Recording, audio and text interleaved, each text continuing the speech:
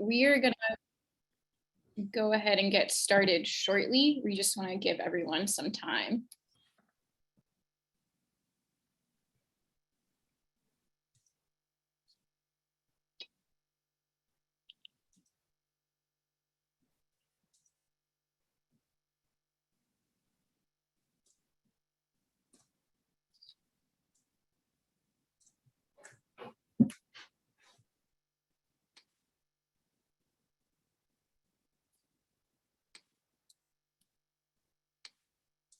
Okay, so hi everyone, welcome to the second week of Epidemics of Injustice, Health Equity for Everybody. If you can go ahead and introduce yourselves in the chat using your name and pronouns, and if you can also go ahead and complete the check-in form. I believe Zoe's already posted it in the chat, and that was in the waiting room as well. You can also just use your phone to go ahead and get the QR code if you want to, but please make sure that you complete it, and that's for both community members and also for students. Just as a reminder during the presentation, please feel free to put all questions or comments in the chat, and we will have time for Q&A. And I'm going to give it just a couple of seconds for anybody who wants to scan the QR code before I move on to the second slide. So just as a reminder, you are all muted upon entry, but when we get to that Q&A portion on the left side of your screen, you'll notice that you can unmute yourself with the microphone option. Next to it is also your camera option, which you can turn and turn off your camera as you wish. For those of you who may have called in to today's meeting, please just make sure you go ahead and mute your audio manually. And the chat box is located on the right-hand side of the screen. As a reminder, my name is Wendy Avila Rodriguez, and I use she, her pronouns. I'm one of the instructors of the course, along with Zoe and Marjorie, who can wave.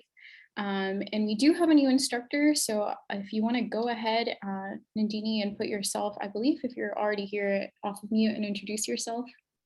Hi, my name is Nandini. My pronouns are she and her. I'm really excited to be a TA for this course, and I am a first-year MPH student here at UIC. And we're excited to have you. As you know, this course is pretty big with around 68 students registered. So we're just excited to have you on board. So for those of you who are joining us for the first time this week, we just want to make sure that you're all aware that this first part of the course is open to the public for community members, and its purpose is really to bring tools to bring about social change and address structural determinants of health. If you do want more information on the course, please feel free to click on the Collaboratory for Health Justice, or you can also simply Google the course and information will come up. So we recognize that a lot of the content that we share on a weekly basis can be very difficult to discuss. So if you need to, please step away and just take care of yourself during the presentation. If you are a student and you need to get connected to any counseling resources, please let us know and we can go ahead and do that for you. I also just want to let you know if you are experiencing any technical issues, Marjorie is on the line and she's able to help if you just, chatted it and she just waved. Thank you. I just want to review the land acknowledgement. The University of Illinois at Chicago stands on the original homelands of the Miami Three Fire peoples, the Abjawe, Ottawa, and Potawatomi, who have been stewards of this land for generations. Illinois is also home to a diverse Native community of more than 75,000 tribal members, many of whom live in the Chicago area. For those of you who are not currently residing in the Chicago area, we do encourage you to look into the Indigenous people of your own lands, and we recognize that we have people from all over the states. So again, we're just happy to have you.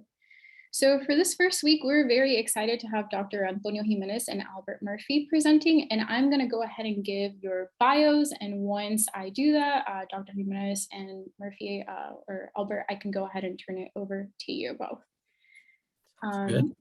Sounds good? Yep. And Albert, I believe we have you. Okay, perfect.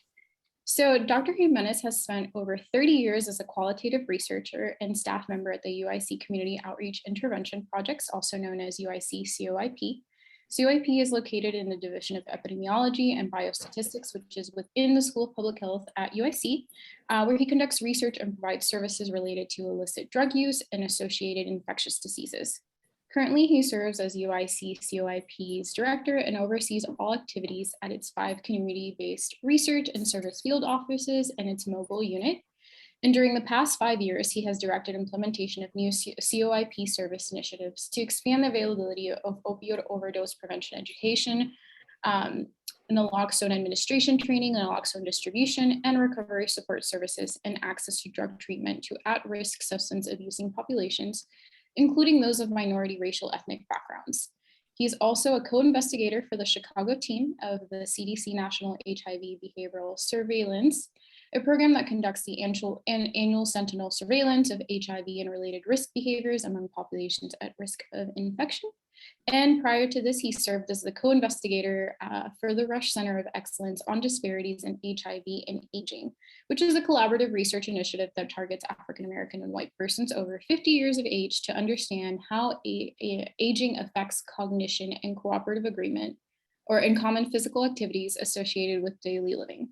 He was also a co-investigator for a CDC-funded cooperative agreement that developed and tested a behavioral intervention to reduce risk for HIV transmission by altering the sexual risk behavior of substance-using MSM, served as a principal investigator for a CSAT-funded project that offered intensive case management support to low-income Black and Latino MSM and W and their female sex partners, and has directly supervised research activities for nearly every COIP study that involved interventions, survey, and biospecimen collection and participant follow-up over multiple years.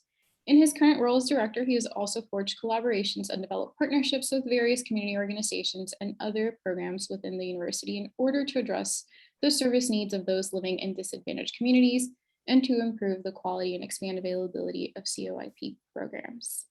And we also have Albert, who is a Chicago native. He completed his NPH at UIC in 2020 with a focus on health policy and administration.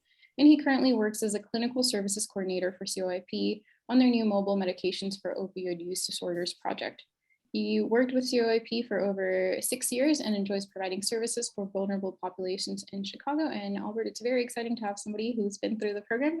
So we're very excited to have both of you, and you can go ahead and take it away. Okay, thanks a lot for that introduction. I just want to add that all of those activities really happen as part of a team, and none of it could be done actually without folks in UIC that are part of our team, and particularly the kind of outreach work we do, the prevention, harm reduction work. It really is led by folks from the community that are doing the work, that come from the areas that we try to reach and actually have lived experience for the most part. And so without them, we really would not be able to do what we're doing now or really understand kind of the depths of the issues that people in the communities we serve face. So I just wanted to make sure I mentioned that. I'm gonna share my screen now. Hopefully I'll do this correctly here. Let's see.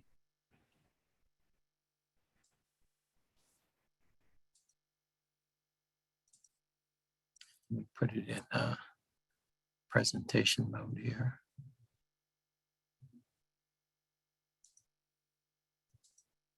Okay. All right. So this is our presentation. I'm going to talk mostly about the Indigenous Leader Outreach Model, which is a project that we helped develop here at UIC. And initially, the work was focused around HIV prevention. As the HIV epidemic shifted from the gay community in the mid-'80s to individuals who are primarily injecting illicit street drugs. Wayne Weibo, who's actually emeritus faculty here in UIC, developed this intervention. I'll talk a bit more about it.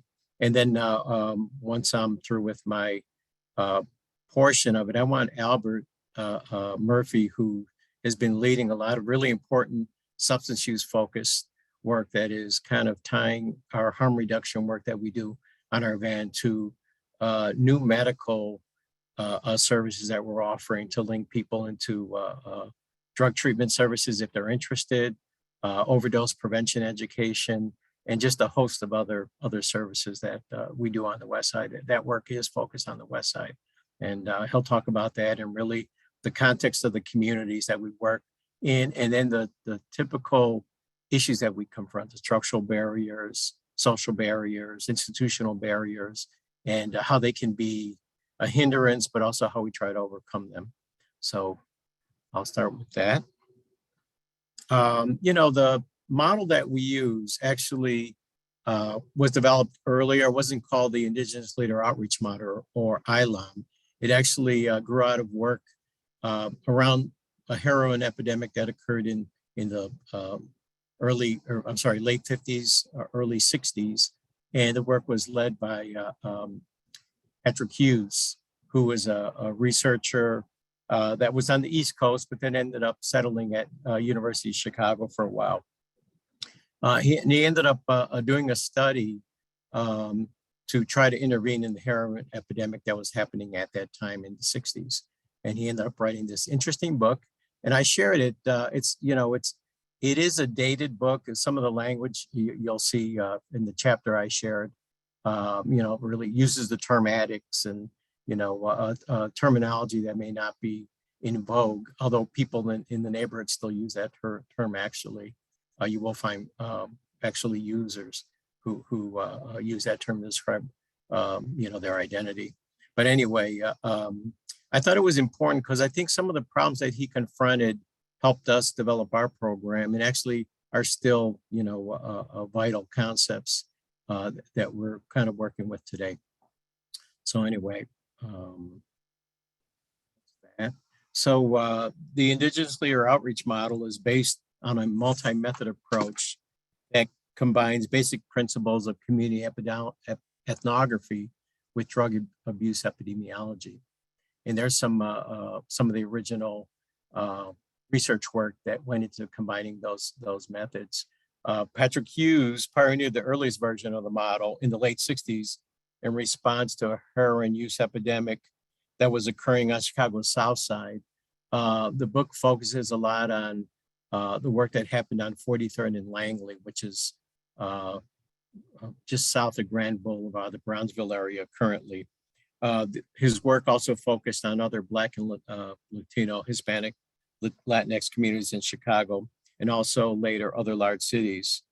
This first intervention work that he did was a treatment outreach project that hired injectors, active injectors or previous injectors, and to engage active street users into methadone programs. Methadone is a medication, medically assisted treatment that's offered to folks, one of several currently, to help address their drug injection of street drugs, heroin. The lofty goal of this intervention was a total elimination of active heroin addiction in those targeted communities. So I shared this map because this kind of gives an indication of the areas of the city where actually did some initial field work. One of these areas is the 43rd and Langley area that is where the Wall of Respect actually is at. But what was important about this field work was that he was able to learn more about the nature of drug use and how a lot of these individuals aren't really just isolated units, individuals who are using on their own, but actually there's a whole social structure to drug use that he found that it's typically built around the drug acquisition scene, and that the daily patterning of drug users' activities is around how to raise money, how to acquire the drug, where to use, and then, how to meet their other needs. So that was kind of fundamental in helping shape his goal of trying to reach active drug users to be able to engage them. So his initial intervention project had very limited success in reducing the prevalence of opioid use in the Southside studying. It didn't eliminate addiction on 43rd Street, but it did permit the researchers to develop and refine operational field concepts and techniques for monitoring the number of active heroin users before, during, and after the intervention. For example, as I said before, instead of isolated units, the field research allowed investigators to learn that substance users had their own social system with social networks that were organized around drug distribution systems. And this was became a fundamental concept that he ended up using that permitted researchers to experiment with accessing injectors and then also offering them other treatment options that were non-punitive in order to control the addiction, drug addiction that was happening in that community. This field research by Hughes and his colleagues helped identify other new field concepts and intervention techniques that closely mirrored public health approaches that we use today in understanding the spread of sexually transmitted infections. This is Wayne Weibo. He was the founder of QUIPE.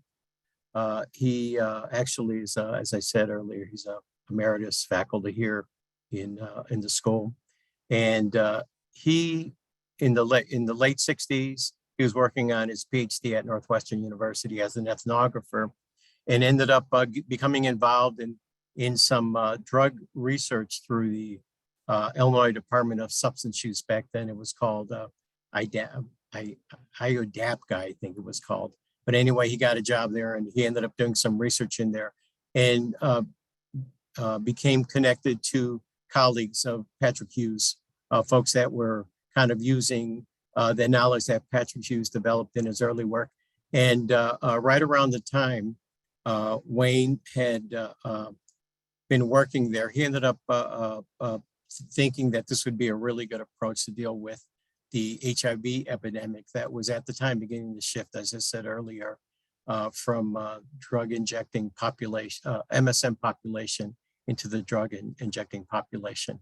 So he ended up taking some of the basic formative concepts of the work that Patrick Hughes developed, and Wayne developed the Indigenous Leader Outreach Model, and ended up writing a proposal that got funded, and I'll talk about that in a second. He was awarded one of 5 original National AIDS Demonstration Research Projects from the National Institute on Drug Abuse. This was a 5-year research project that allowed us to go into several communities in Chicago and kind of try to intervene in HIV using peer persons from the community who were former substance users. The initial project was called the AIDS Outreach Intervention Project. We ended up all changing the name to the Community Outreach Intervention Project, kind of almost after the first year or so, because of the stigmatizing nature of the term AIDS back then, and how people kind of shied away from any organization that kind of used that name in its label. So NADER's, the National AIDS Demonstration Research Project, was QUIPE's first intervention. And as I said earlier, it was used to evaluate the extent of HIV infection in injection drug users who were not in drug treatment. And our goal was to deliver and evaluate the intervention. The problems that we encountered were twofold. First was, how do you access people who don't want to be found? People who use drugs typically are concerned about exposure due to fear of arrest or incarceration.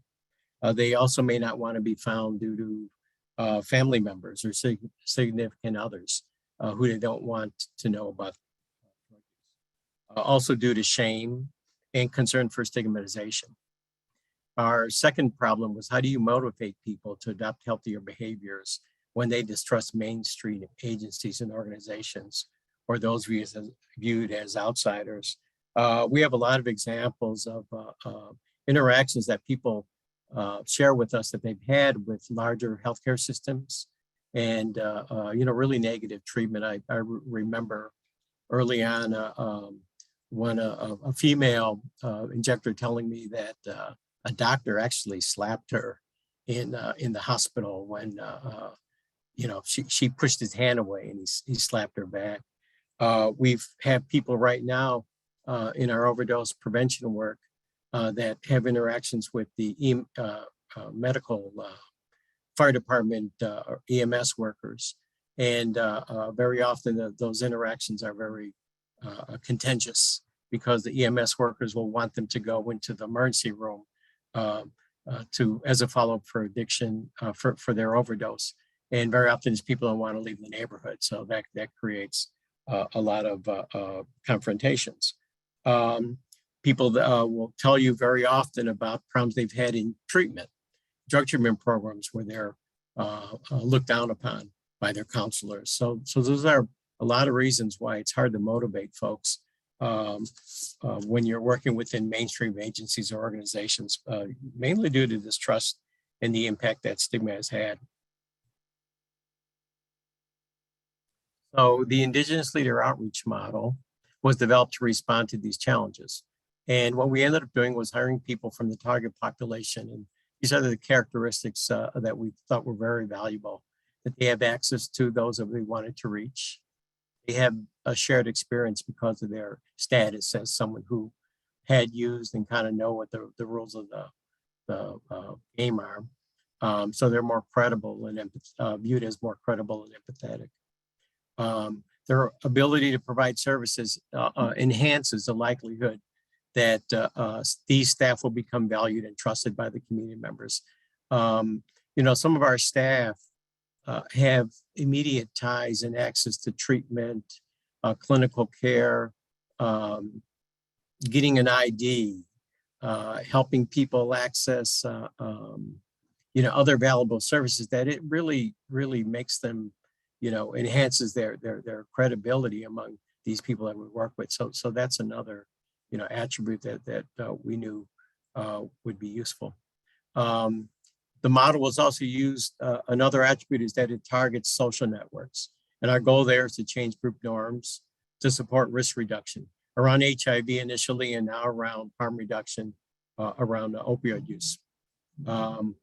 This targeted work occurs over a long period. We try to spend a lot of time within a particular area in order to build relationships with folks, to gain their trust, and so that we get to know them better, and over time, help them make changes. Excuse me.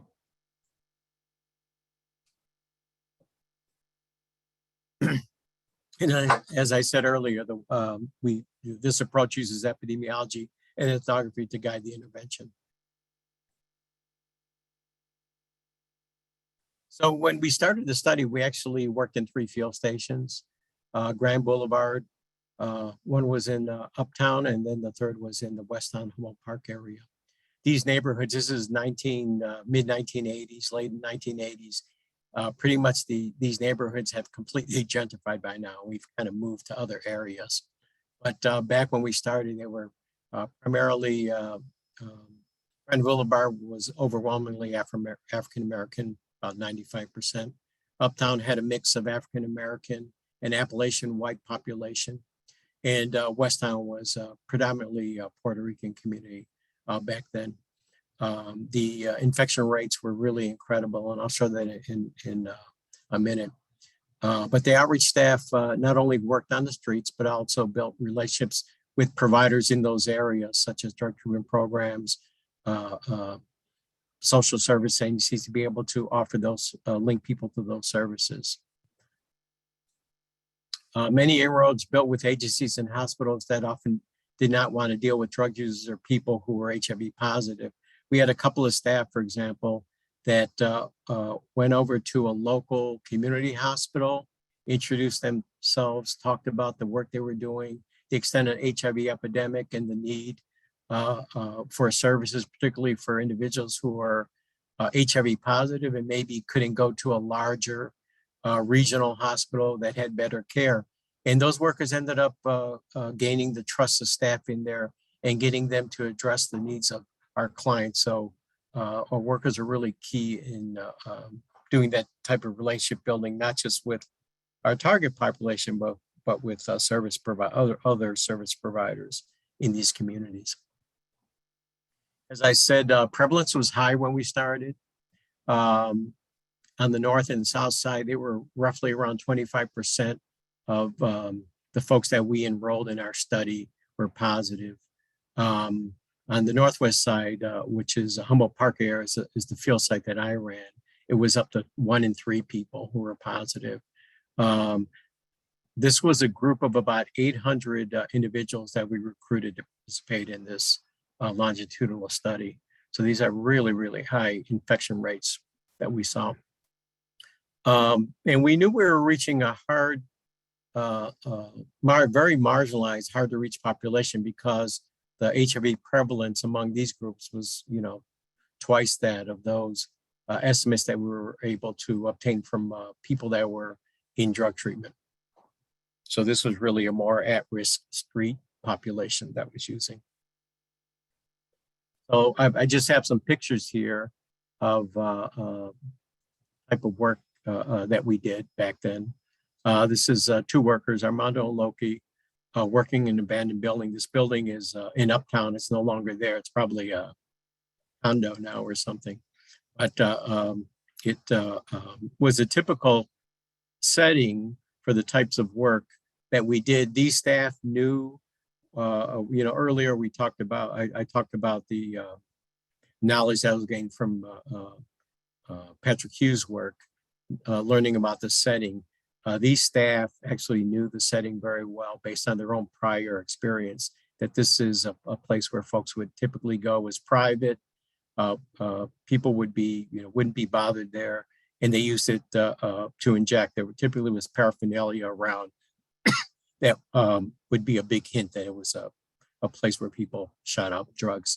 And so they would go there on a daily basis, leave supplies, reading materials like prevention, education materials, and other prevention supplies. Back then, this is before syringe exchange, we were handing out bleach to rinse your syringes and water to rinse the bleach out, and condoms. Those were the main three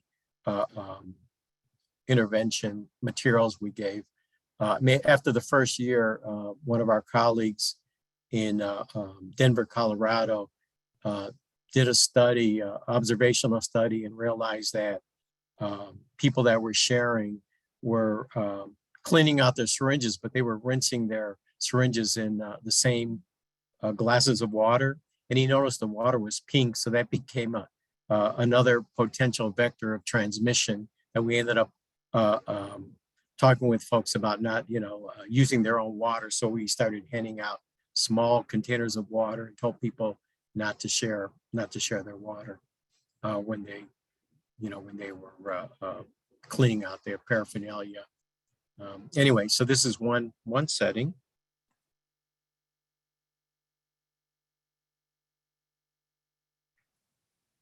For some reason, there we go. Okay. These were typical other types of settings that were known as shooting galleries, which are places where multiple people would go to inject, usually at the same time. And usually, again, as that worker there is Loki, he's pointing to evidence that it was a gallery because there were multiple syringes there, multiple used equipment. And so we ended up, it was a place that we put on our daily outreach rounds. This other location is a garage that people used to inject, but also to live there. People had stayed there as well. So let's see. We also did outreach in people's homes. People that had homes allowed the staff to come in to provide risk reduction education and materials. Typically, people's, like these small apartments that people had, these were individuals who typically would invite other people into the house to use, because they would benefit from it by getting a taste of the drug or be able to access drugs when they didn't have any. And so very often people that had places, having a space was a resource, a valuable resource that people learn that they can share with other people and benefit from it. We also just did regular street work, as you can see from the image there. This is our original Southside Field Station, and the ethnographer Wendell Johnson's the first person there. This is in Grand Boulevard.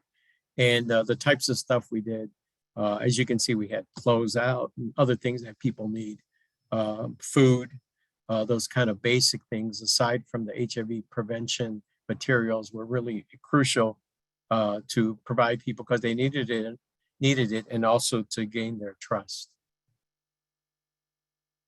Anyway, this is kind of a graph of the impact of our intervention. And it's over a 4-year period. And the blue line is the new infections that occurred during the course of this longitudinal study among the 641 people that we recruited. that remain during the duration. The brown line is the injection risk. And you see during this period that there was a sharp drop in the level of reported injection risk. We were able to corroborate it with blood specimen that we collected from folks every time they came in for a follow-up interview. And those blood samples also showed a dramatic drop in HIV infections. And we attributed this to a couple of things, mainly to the work of the staff in this model, also to some of the messages that staff were able to give individuals and win them to make. One of the key ones is not sharing your paraphernalia. So anyway, it ended up being, in our eyes, a very successful intervention. And this was kind of our proof. We were one of the few programs in the country that was able to provide proof with corroborated by HIV test data. And I'll just go through, the benefits of our model as we see them from this project. First of all, we focused on social networks. I'll reiterate some of this. Unlike other interventions that focus on individuals, areas where we focused on these included popular congregation areas, such as drug copping spots, areas near drug treatment programs, housing encampments, soup kitchens. These are just typically places where people who use drugs tend to organize and meet on a daily basis, and they provide a really important locus, for us to be able to reach them. We also addressed both individual and social, and the social context that shape the norms that influence risk behaviors. So it's not just an individual's, for example, it's not just an individual's injection risk, but thinking about the social context of that risk that often involves or impacts other people, such as syringe sharing, barriers to HIV or HCV status disclosure when they're using with other folks, or the health and safety risk of sex workers when they work to raise money. So the work, the work that we did looked at that social context and talked with people about that and tried to strategize on how they can reduce their risk when they're in those types of social situations. Again, the goal is to have a long-term presence in targeted areas, and it's realized through repeat encounters with network members that allow for a relationship building. We also, a key benefit was that we're able to reach hard to reach people who rarely seek out help at brick and mortar locations, people who are entrenched in the street scene due to drug use or homelessness, or who have mental health needs. So ultimately, our goal is to change group norms with these individuals to support risk reduction.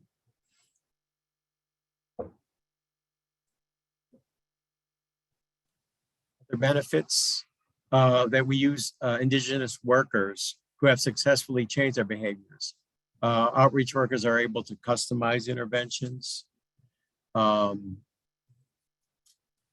Specific social networks based upon their own observation and assessment of HIV risk in that network. So, for example, doing outreach with a group of homeless folks that are part of a particular network, they have a whole special set of needs. For example, they don't have access to running water, increases their risk for kind of infections. So so staff have to think about meeting these other needs and talking with them about how to address them. So typically it means giving them more things, that because I'll use them more, or linking them to other types of services and other types of needs. It isn't just the risk reduction materials, it's food, it's clothing, it's help with IDs, those other types of social needs that lead into putting them at risk. Outreach workers are able, through observations, to ensure the interventions remain relevant to target populations that meet their changing needs. So these workers are able to ramp up intervention activities based on the current needs of the group. For example, increased overdoses among a group may mean more distribution of Narcan, or overdose prevention education retraining to make sure that people are getting the messages, and outreach workers are able to respond to that immediately through observations and being there. They're able to provide rapid entree and rapport with target group members. They're familiar with the knowledge. They have the knowledge and familiarity with target population and related behaviors. So they have a high level of trust. And because of this, they're able to establish legitimacy of our. So some of this is repetitive from stuff I've mentioned earlier. I wanted to add this slide because I do want to acknowledge that this work, for all the value that we get from enlisting the help of peer workers, it also is very stressful for folks. We've had during the course of the 30 or plus years we've done this, we've had people who have passed, people who have relapsed. Most recently, the impact of COVID has been felt. We've lost some staff due to COVID last year. Heart disease, the staff have been with us for a while and they're having other kind of health disparity issues. And so we've had staff that have issues dying of heart disease and stuff like that. Also working with their clients, people see a bunch of issues that are stressful. Death and dying with their clients. As I mentioned earlier, we were implementing this study. We had a really high HIV prevalence and really numbers of people were dying, in the community. And it was a hard thing to deal with. Other stressors are maintaining personal and professional boundaries for staff.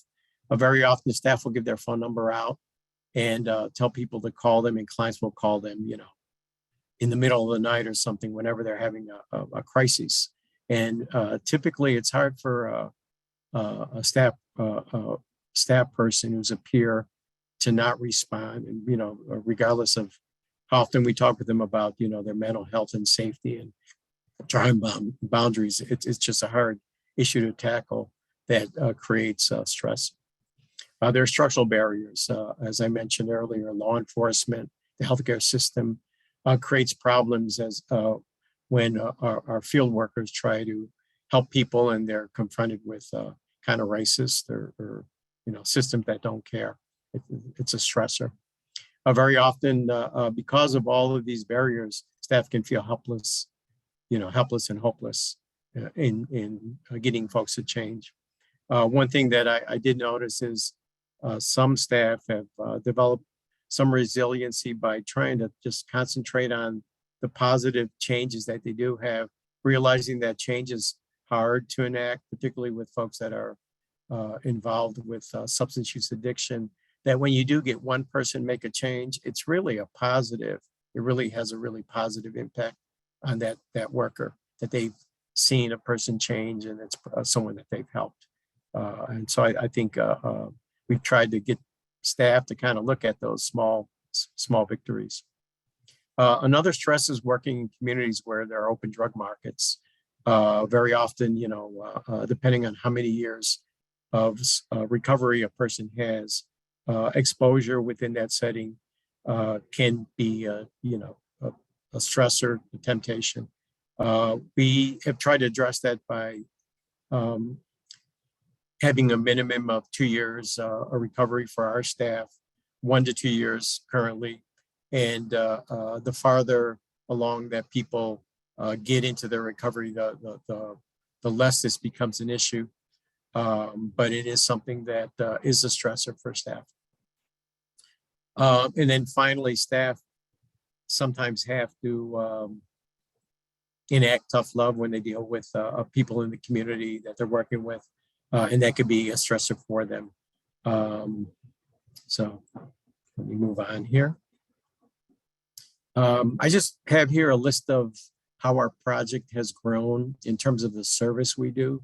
I'm leaving out of here research because we do a lot of research among substance using populations, mostly persons who inject.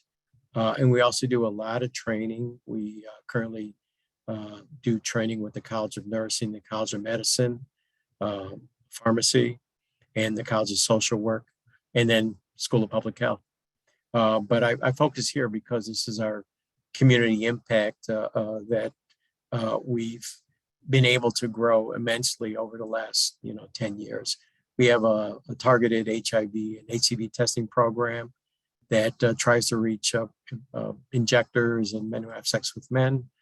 The Illinois Division of Substance Use and Substance Use Prevention and Recovery provides 2 programs. One is a recovery support program. The other is a medically assisted treatment program that Albert will talk more about. We have a hepatitis C case management services program. We have medical and harm reduction services for persons who use drugs funded by the Department of Public Health. We receive funding from the Hearst Foundation to provide primary care services to our target population. I'm sorry. And we're doing overdose prevention and education. We've been in the news with our work there. Just a couple of images of our field sites. On our south side, we're in West Englewood on 63rd Street. We're in Humboldt Park. There's some of the staff in both of these pictures have passed on. Northside Field Office, we're no longer at this one in this picture. We're actually moved to a new location on Wilson Avenue, but it's a block away, so in the same setting. And is our West Side Field Office, which is probably our busiest office, around which a lot of our overdose prevention, harm reduction work is focused upon right now. We also have a mobile van that drives around. There's a harm reduction van that provides syringes, other paraphernalia to prevent, to reduce people's risk for contracting HIV or other infections. They offer overdose prevention education in the naloxone. We're offering fentanyl test strips now so that people can test their drugs due to the presence of fentanyl in the drug supply in order to for them to kind of be more aware about what they're injecting.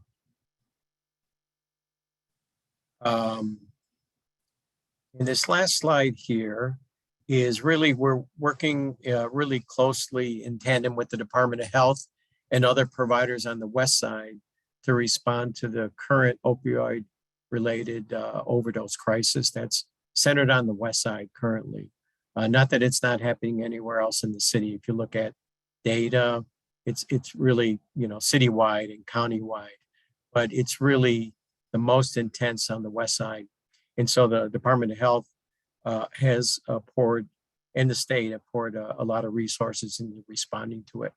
And they developed these heat maps that have been useful for us. They're maps that track the overdose events that the city fire department responds to. And they're really useful because they provide the day of the week, times of the day when overdoses are happening in terms of the intensity. And then they also have a list of providers and are able to map who works in what area so that we're able to coordinate our activities more effectively as a larger network task force. And so it's been really important, I think, to work with this initiative. And we meet every month to kind of update and strategize on how to help tackle the overdose crisis in these particular community areas more effectively. So I'm going to stop here and let Albert pick up on the next discussion. I was curious to know, was I supposed to have my own slides up? Because I thought Your slides are Okay. here. I got them. Okay. So Okay. tell me to move on and I'll move on from. All right. Thank Oh, you. I'm sorry. Yeah, you can go back. Thank you. And so just to speak on our new project, it's called the Mobile MOUD, Mobile Medication for Opioid Use Disorder. And right now, we go to drug hotspots throughout the city. And so 3 days a week, we are on the west side, not far from our west side field station, which is in Austin on Madison and Cicero.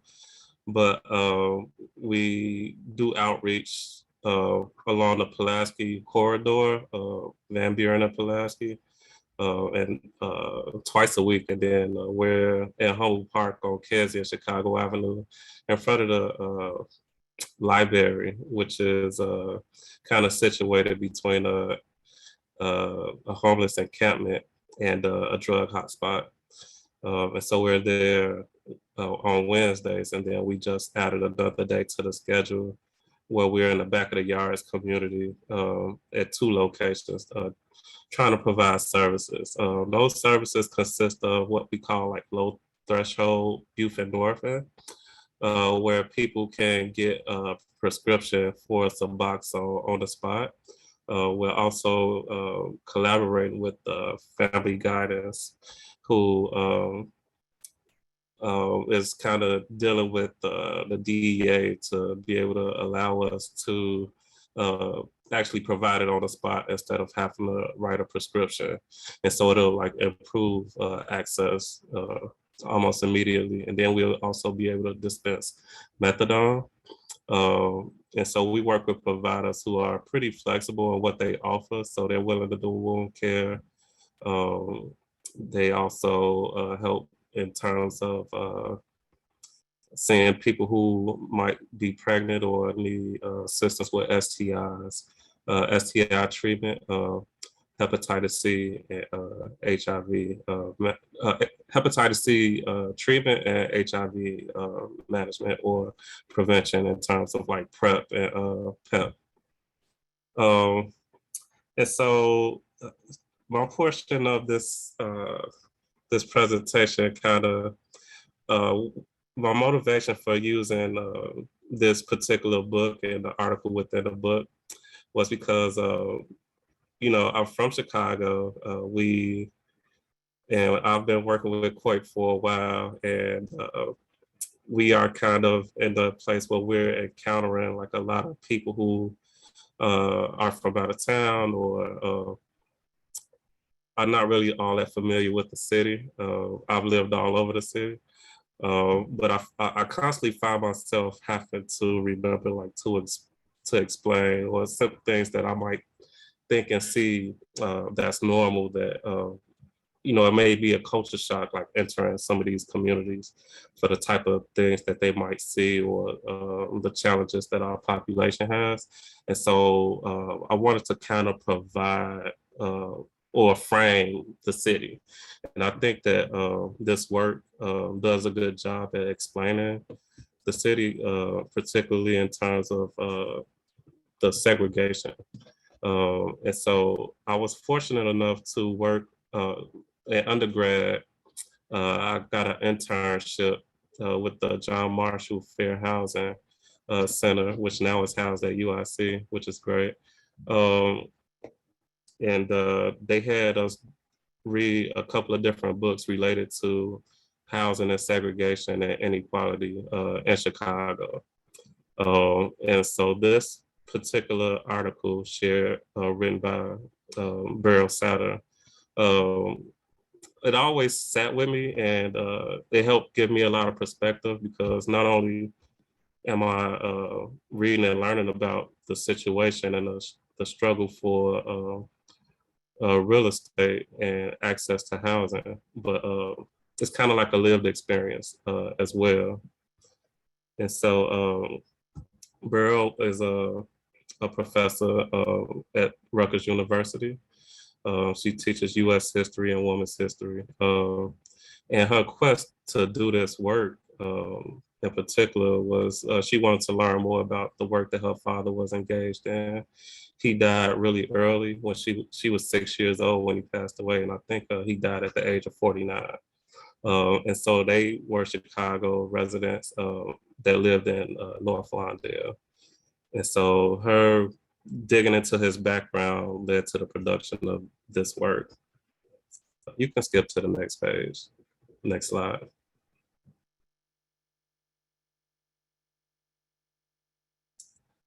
So for those who really, I'm not sure who read the article or who didn't, but the chapter is The Noose Around Black Chicago. And I'd like to sum it up as like basically a framing of like how all these forces, individual actors, institutional actors, essentially like contain the Black community and created residential apartheid. And so the author does a great job at teasing out all these different methods that were used by realtors, speculators, individuals and institutions, like to create a segregated Chicago. So of course, like racial covenants, which made it so people essentially couldn't sell a property to someone who was not of the same race as them, essentially like to keep the neighborhoods from changing. Contract lending, which was really a result of like racist discrimination against Black people or people who they deem undesirable. So it was like an unregulated thing, system where the owner acted as the lender and kind of controlled the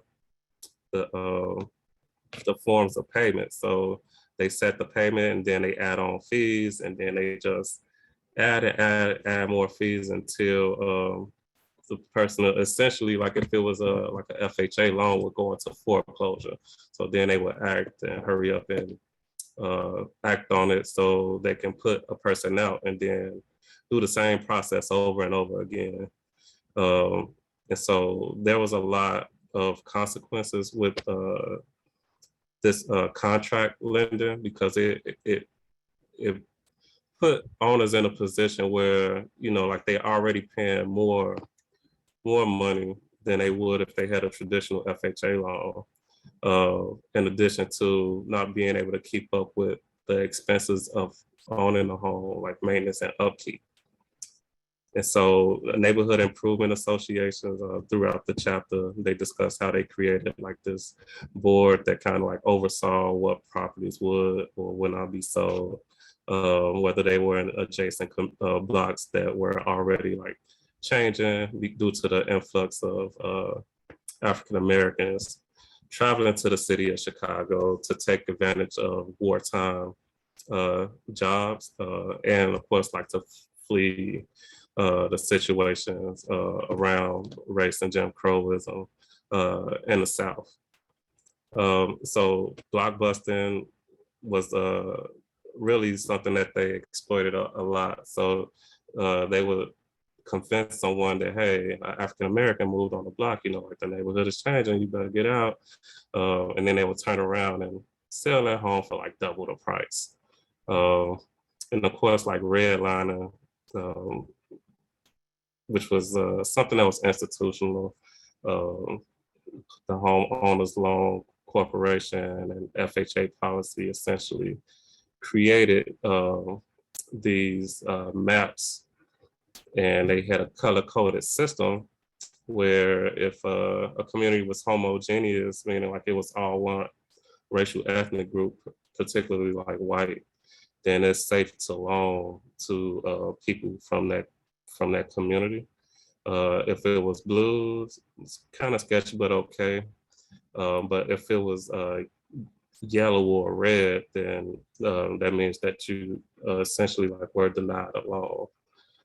And so they use that system, and there's maps of urban cities all over the country that have similar situations like Chicago, but unfortunately, like I'm not proud to say that Chicago kind of mastered it and was considered like the most segregated city in the North. In addition to that, eminent domain was used to bulldoze communities that, whether they were stable or unstable, they just repurposed that land. And what this did was create opportunities for development, but also segregation. You can go to the next slide, please.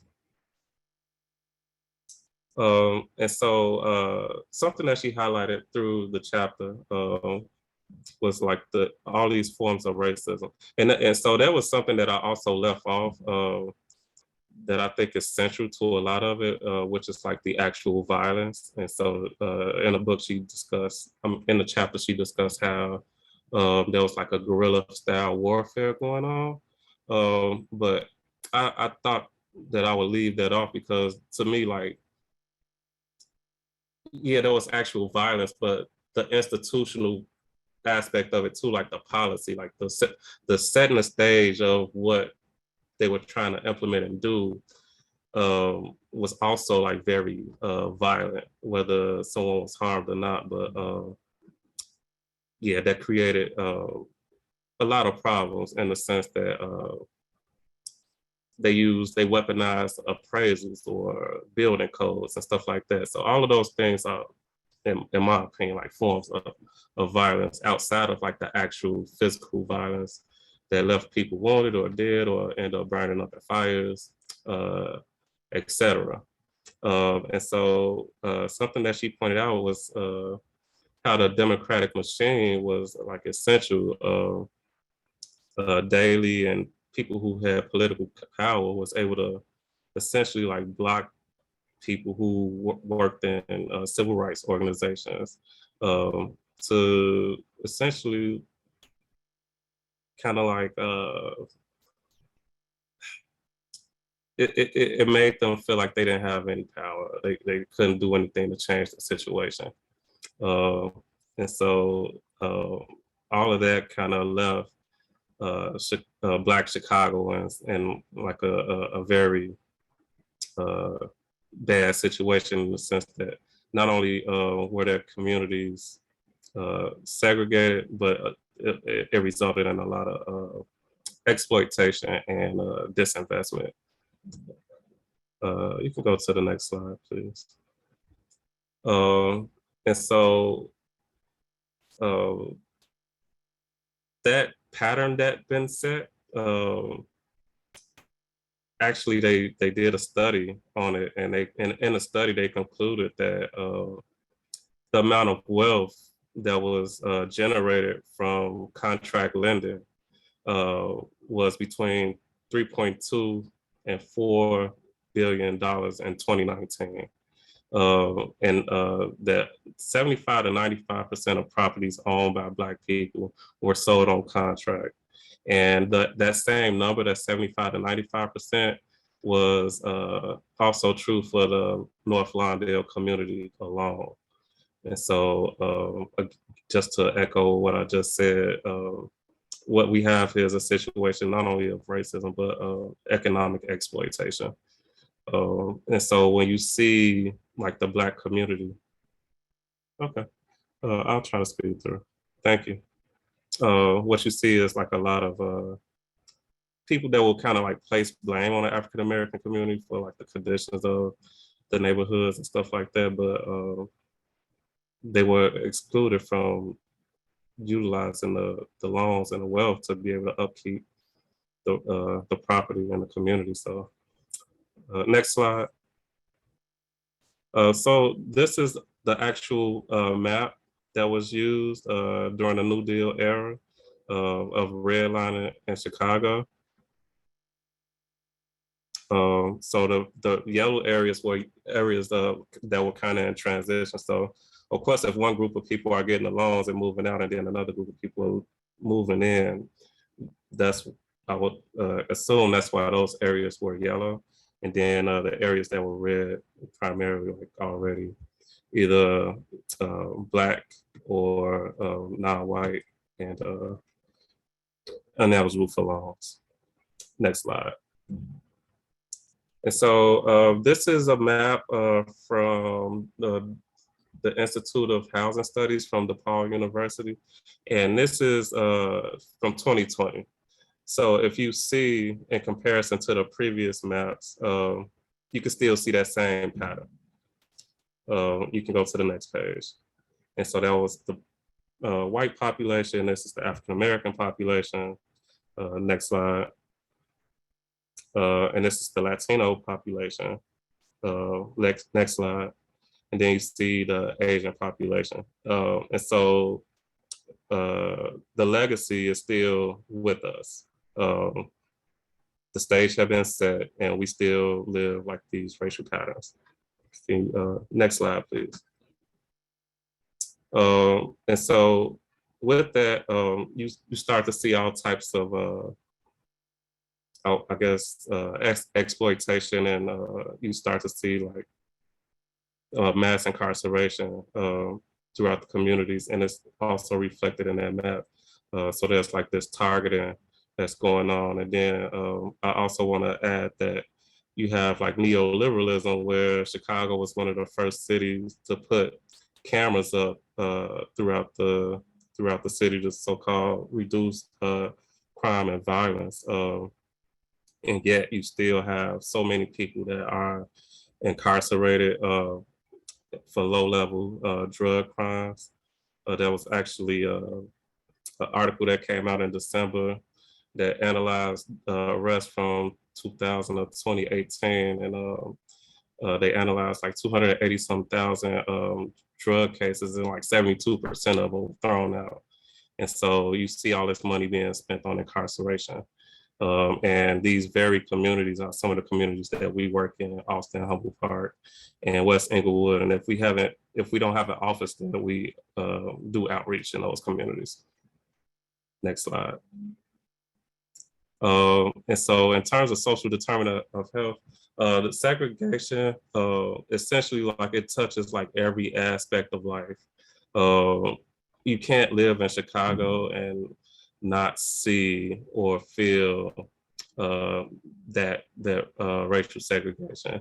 And so these are just some of the areas that I wanted to point out, like, of course, like the school closings, the quality of life and housing affordability. There's a website called Chicago Rehab, where they have fact sheets about every community, and they talk about, they have data that shows like what people are spending on rent, and how much new housing was being built in that community, or what the population was 10 years ago compared to now. So some communities, the more affluent white communities, are relatively like the same, where Black communities are pretty like much losing population.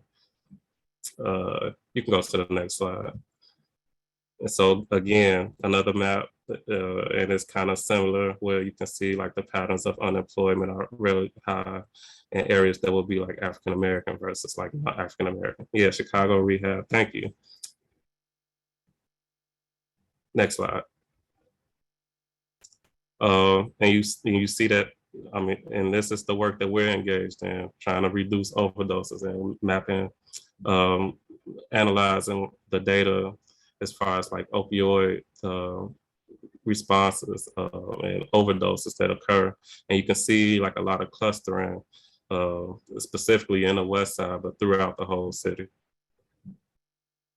Next slide, please. There's a lot more I could have said, but that'll conclude my part of the presentation. And I also wanted to acknowledge Janet Smith, who was a part of the Voorhees Center. She passed away from cancer yesterday. She taught a housing course here at UIC at the graduate level. And I really liked her class, and I just want to acknowledge her and her work, because I think they helped produce the study that was written in 2019 about the wealth that was extracted from the Black community.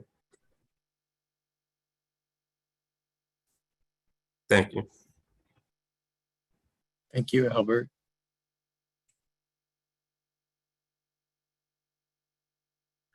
So I think that's our presentation. If there's any questions, I do have something I want to ask Albert. Albert, thank you. That was very interesting.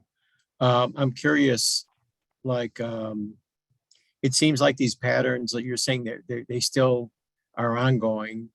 At the same time, it seems like the populations or these neighborhoods are shifting again. Mhm. You know, I said earlier how the 3 original sites that we did work on got all gentrified.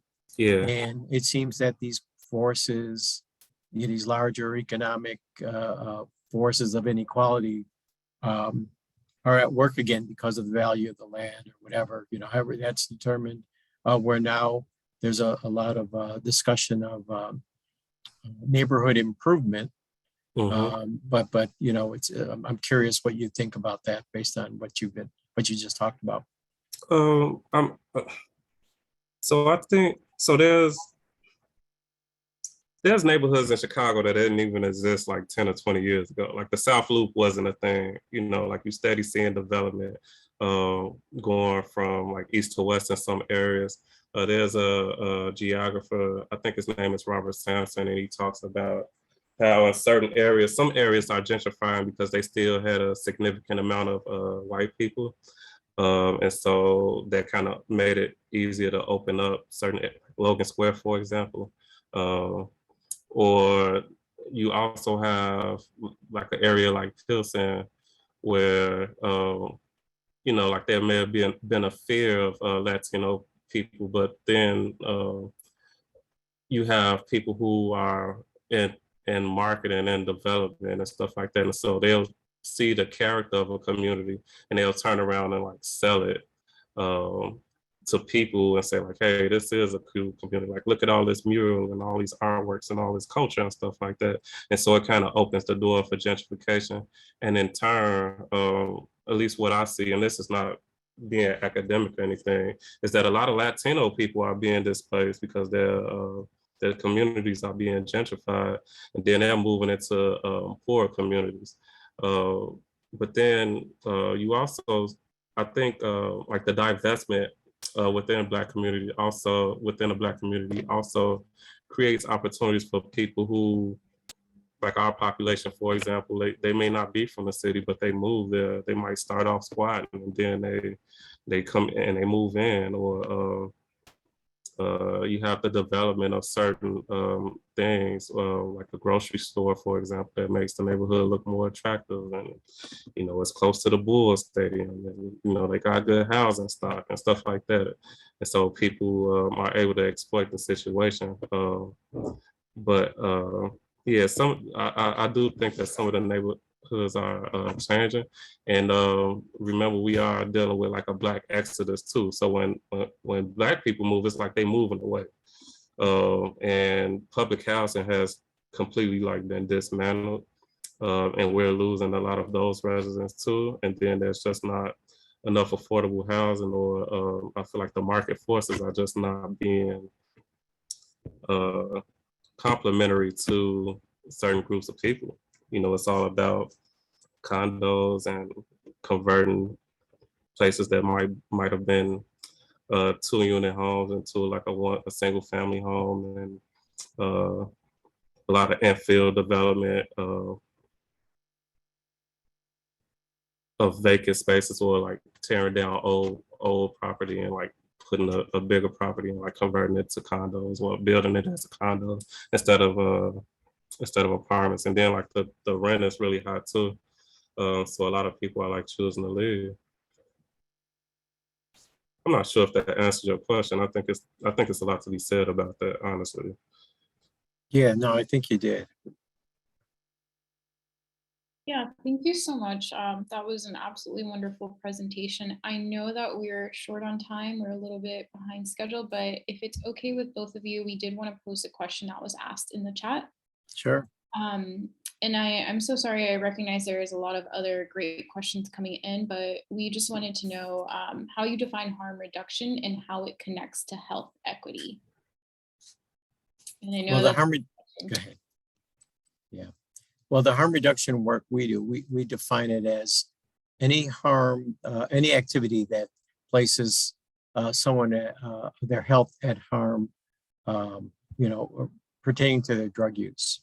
So any activity that they're involved in that'll hurt their well-being overall. And a lot of it is also how a person defines it.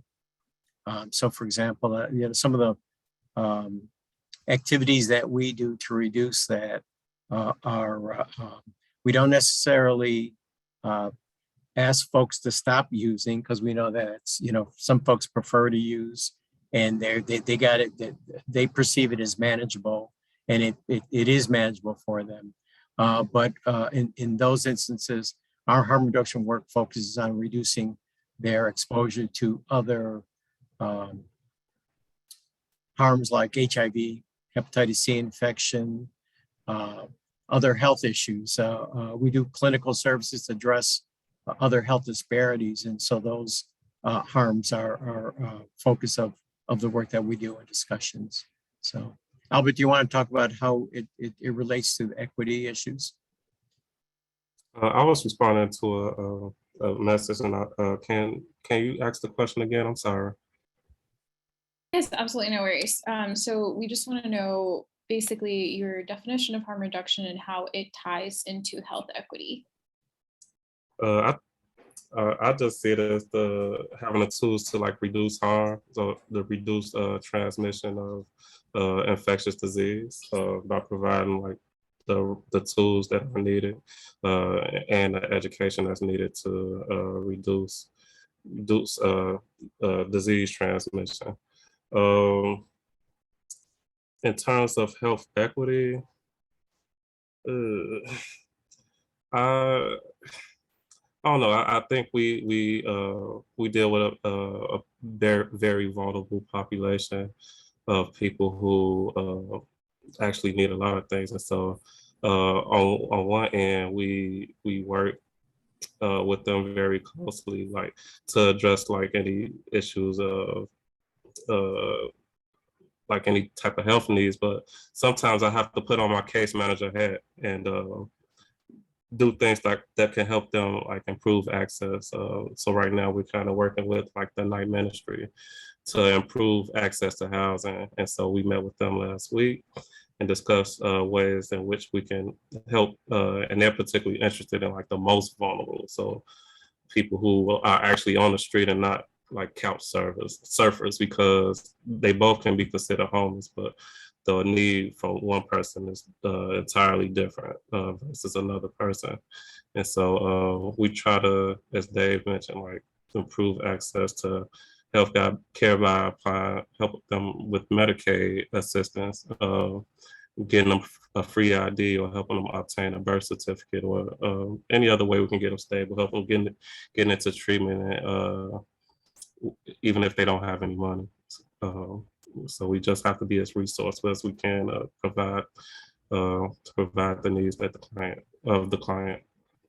And I would add too, health equity issue is really compounded for subgroups of those we serve. People have some really severe needs in the community, really basic needs, like no place, living on the street or just walking around with severe mental health issues, and not being reached. And it could be even a challenge for staff sometimes to, we have to strategize on how, to best help a person in that situation. When we're out there on the west side, you will see a lot of incredible need that's there. And so I think that just makes it a lot more challenging. And, the harm reduction, in addition to kind of, physical health, it's emotional health. Mm-hmm. There's a violence is an issue for a lot of people we deal with. So it's just overall well-being. I could tell you a few stories.